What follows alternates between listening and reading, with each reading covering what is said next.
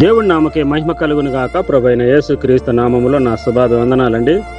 ఎలా ఉన్నారు? బాగున్నారా? దేవుని మహాకృపను బట్టి మీరందరూ కూడా బాగుందరు గాక. దేవుడు అటు కృప మీకు అనుగ్రహించును గాక.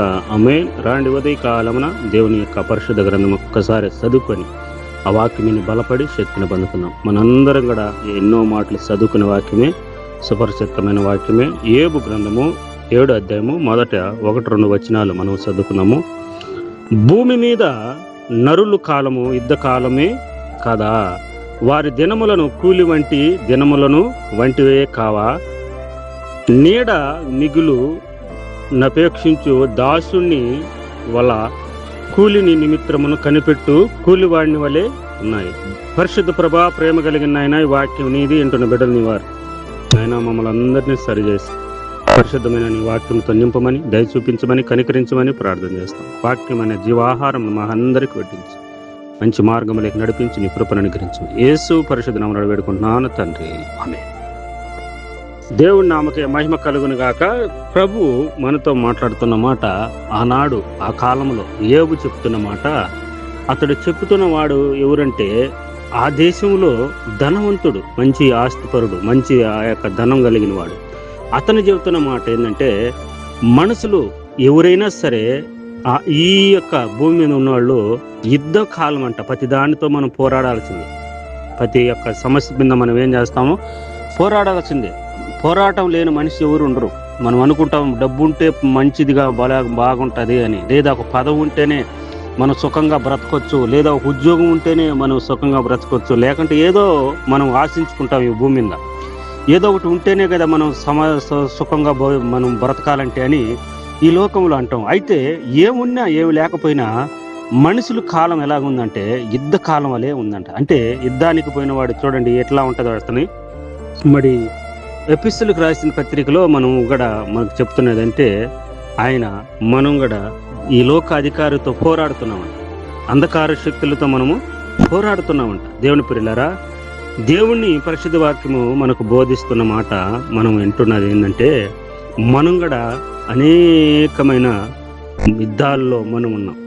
ఎవరితో మన యుద్ధము అంటే ఈ లోకం అనే దానితోనూ సాతాను గారితోనూ మనకి యుద్ధం. ఎందుకంటే మనం నీతిగా ఉండాలనుకుంటే లేని పని సోదరులు మనకు తెచ్చిపెడతాడు, కష్టాలే తెచ్చిపెడతాడు, కన్నీళ్ళే తెచ్చిపెడతాడు, ఏవు వల్లే అనారోగ్యమే మనకు తెచ్చిపెడతాడు, సమస్యలే మనకు తెచ్చిపెడతాడు. దేవుని ప్రియులారా, అయితే దేవుడు అంటున్న మాట, వాళ్ళ కాలం యుద్ధ కాలములు కదా, కూలివాడిని కనిపెట్టుకున్నట్టు ఎలాగైతే యజమానుడికి కూలి చేసుకుంటారో, యజమానుడి కోసం కనిపెట్టుకుంటారో, అలాగా దేవుని కొరకు మనం కనిపెట్టుకొని ఉంటే, ఆయన కొరకు మనం కనిపెట్టుకొని ఉంటే, నాయన నువ్వే నాకు దిక్కు. యజమానుడు ఏం చేస్తాడండి?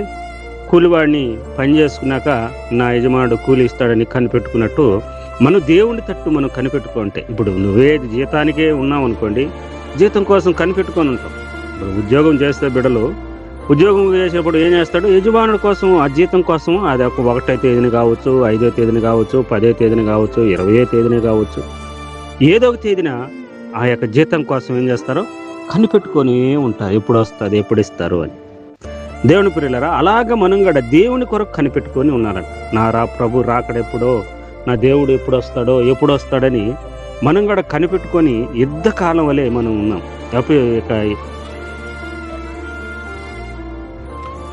తిమోతికి రాసిన పత్రికలో మంచి మాట రాయబడింది, మంచి సైనికుడు వలె. అంటే యుద్ధములో సైనికుడు ఎలాగైతే మంచి సైనికుడు, మనం యుద్ధంలో ఉంటే మంచి సైనికుడు వలె, యేసుక్రీస్తు మంచి సైనికుడు వలె మనం ఈ భూమి మీద ఉండాలంట.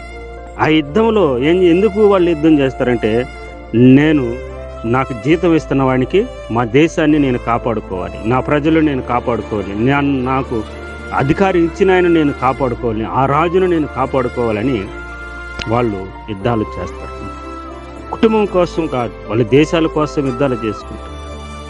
దేవుని ప్రియులారా, ఇలాగ మనము కుటుంబం కోసము, బిడ్డల కోసము, అందరి కోసము వాళ్ళు ఎలాగైతే యుద్ధాలు చేస్తారో, ఈరోజు దేవుణ్ణి మనం కూడా కుటుంబం కోసము, బిడ్డల కోసం, అందరి కోసము దేవుడి కోసం కనిపెట్టుకొని ఆయనకు అప్పగించుకొని ఉండాలి. ఆయన ఏమి ఇస్తాడో, ఏ జనము ఏ వాక్యం ఇస్తాడో, ఏ వాక్యముతో బలపరుస్తాడో, ఏ సమస్య నుంచి మనం విడుదల, ఈ సమస్యల్లో ఉన్నాం కదా, ఆ సమస్యల నుంచి ఆయన ఏ మాటతో విడుదల చేస్తాడో అయిపోతుంది. ఆయన మాట సెలవిస్తే అయిపోతుందండి. ఏదైనా లాజరు బయటకు రామంటే 4 దినాల కిందట ఆయన లేచి వచ్చాడు.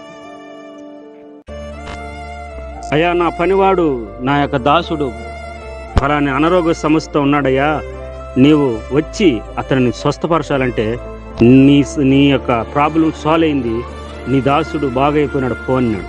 అది ఎక్కడో ఉన్నాడు, ఈయన ఎక్కడో ఉన్నాడు, కానీ ఆయన మాట సెలవిస్తే బాగైపోతుంది.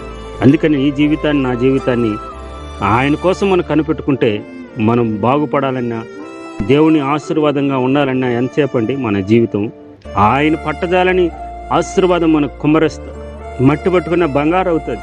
యేసు ప్రభు నిజ దేవుడు, ఆయన కోసం కనిపెట్టుకున్న వారు ఆయన ఈ మట్టి పట్టుకున్న బంగారంగా చేస్తాడు. ఎందుకంటే ఆయన మట్టిలోంచే ఈ బంగారాన్ని తీసుకుని నువ్వు మనం ఆశీర్వదించాలంటే అదే ఆయన చెప్తాడు, నేను తలుపు తీసి ఉన్న ఎవడు దాన్ని వేయలేడు, ఆయన వాకిలి తెరిచినాడంటే ఎవరు దాన్ని వేయలేకపోయాడు. ఆనాడు నోవహు కాలంలో ఆకాశం తూములు ఇప్పినాడు, పట్టజాలని జలాలు భూమిని కుమ్మరించబడినాయి.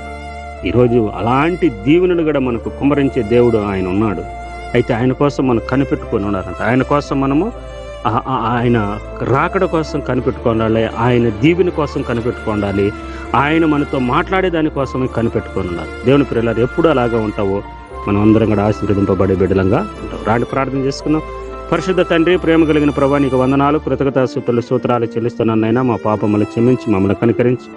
అవును ప్రభు, మా దినములు యుద్ధము దినాలి నైనా, శోధనలోకి పోనీకుండా నైనా ప్రార్థన మెలకువగా ప్రార్థన చేయండి ప్రభా. శోధన నుంచి తప్పించుకోవాలంటే, యుద్ధముల నుంచి తప్పించుకోవాలంటే నీ సహాయం కావాలి. ఆనాడు గొలియాతును నాయన జయించేదానికి యెహోవాదే యుద్ధమని నాయన దావీదు పోయినప్పుడు జయమిచ్చినావు. ఈరోజు నీవే మా దేవుడిదే యుద్ధమని మేము కూడా ఈ లోకములో అధికారులతో లేకుండా ఉంటేనైనా ఈ లోకమనే అధికారంతో మేము పోరాడుతున్నప్పుడు నీదే జయమిచ్చి నాయన, నీ లోకముని జయించినని ఆ జయము మాకందరికి అనుగ్రహించి నీ కృపను అనుగ్రహించమని, మా దేశాన్ని పరిపాలన చేస్తున్న నాయకులకు తెలివిని, జ్ఞానమును, మారు మనసు, రక్షణ దేశయ్య, అవినీతి నుంచి తప్పించు, మంచి మార్గంలోకి నడిపించు.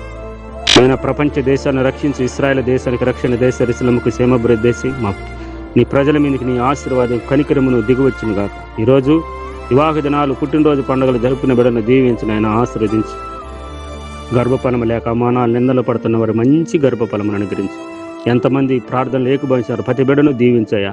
పనులు లేక ఇబ్బందులు పడుతున్న వారికి మంచి పనులు అనుగ్రహించు నైనా. ఎంతమంది నైనా ఈరోజు డ్రైవింగ్ చేసుకుంటున్నారో వాళ్ళందరినీ దీవించి ఆశీర్వదించి, మంచి నాయన గండాల నుంచి తప్పించు, మంచి నాయన వాళ్ళకి మంచిగా రాకపోకలను దేవదూతలు కంచి కాపుదలించి కాపాడమని ప్రార్థన చేస్తుంది. మంచి ఆరోగ్యం చేసి ఈ కృపా కాపుదలు చేసి ప్రార్థన లేకపోయిన ప్రతి బిడ్డను దీవించి ఆశీర్వదించమని, మహిమ ఘనత ప్రభావం నువ్వు మాత్రమే పొందుకోమని మా ప్రభువైన యేసుక్రీస్తు నామములో ప్రార్థన మళ్ళీ అడిగి వేడుకొని పొంది ఉన్నాను పరలోకమందు నా కన్న తండ్రి. ఆమేన్, ఆమేన్.